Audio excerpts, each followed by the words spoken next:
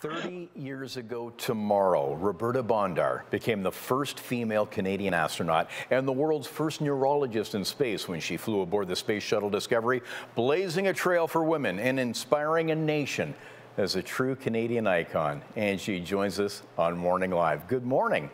Good morning. Okay, so I'm sure this feels like yesterday. What was your best moment in those 8 days in space?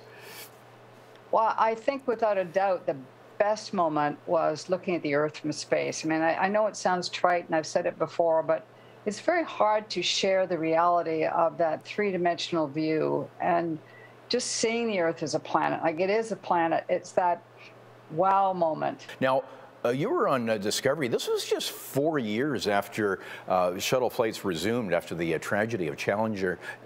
Were you nervous? I wasn't nervous. I must say that the training for it was certainly different than previous for Marc Garneau, who was the only other Canadian who flew. We were dealing with a situation where people were concerned that if there was a repeat of the Challenger accident, that they could get somebody out. Probably wouldn't have been the full crew, but at least somebody out. So we had to do this bailout training, and no one else had done it in Canada. I didn't have any mentors. It was really looking at the kinds of changes that had to be made, and if that didn't strike a little bit of fear into one's heart, one, I guess, shouldn't have been a human being. Because it's, when you think of the soberness of the Challenger accident, and you think about the possibility that a person can be torn to shreds, and or even worse, that one could be responsible for the death of another crew member because one isn't fast enough or doesn't train well enough. These are very heavy things. And with that long training, lots of time to worry about that, but you made it up there and back down safe and sound, thankfully. Let's talk about your work. This was the first micro lab, international microgravity lab in space. This is way before the International Space Station. What was the pioneering work that you were doing as a neurologist? We are correct about the whole business of space station. We were the precursor to the International Space Station. The first time the U.S. had such a broad range of international scientists as well as international astronauts put together. So we had two 12-hour shifts because we were originally to be a 2-week flight, and it was de-scoped because of issues with a couple of the other orbiters we were supposed to be on. So Discovery couldn't stay up that long, so we had to put that whole timeline into 8 days, which involved experiments from 13 countries, things that dealt with life science, biology, slime mold, how they work, different things with human physiology, especially the nervous system, which is my forte. Mm-hmm. And also we were cross-trained, so I was doing material science experiments, how to grow crystals in space. All of this actually is captured quite well in the IMAX movie Destiny in Space. So here we are 30 years later and talking about a long-term spaceflight, going to Mars and colonization. What do we know from your work, and what don't we know that concern you about space travel and future research?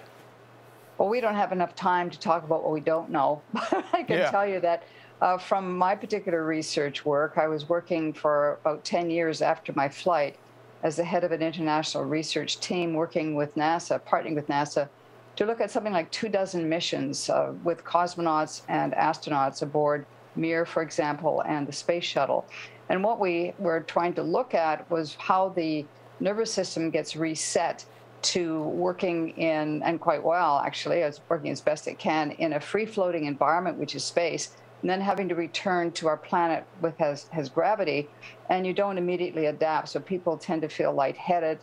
They have a disconnect between blood flow to the brain, their cardiac output, and their blood pressure, for example. So that's what we were studying, and we were making baby steps in developing test beds for these kinds of measurements that we were getting. And then we were trying to use those same tests on situations down here on Earth with people who have various neurologic diseases and have the same kinds of things that astronauts face when they come back. So you can imagine going to Mars, and if we don't have some way of keeping people fit in terms of the cardiovascular system, that's just one aspect. When they get to Mars, they're not going to do very well. And there's a whole issue of radiation, but that wasn't part of our experiment set directly, but it is a big concern. Absolutely. Well, I wish we could have you. I want to ask questions all day, but we can ask you questions tomorrow night. Let's talk about this special event, virtual event, in support of the Roberta Bondar Foundation. And tell us about your foundation work. Yes, well, the Roberta Bondar Foundation, or I shorten it to RBF, it's a charitable organization that bears my name. And it really is about environment education and getting people to engage in the natural world as one great way of dealing with any challenges we have with mental health. Well, there's a great opportunity to support that, and many stars are getting involved. Your good friend Anne Murray and many others part of this virtual event, and VIP tickets. Folks can ask you questions as well. So we'll link up the website for tickets at chch.com, so Morning Live viewers can participate in this special event tomorrow night. So great to meet you virtually. Before we go, what's your favorite space movie? Galaxy Quest, hands down. Tim Allen. Take us out.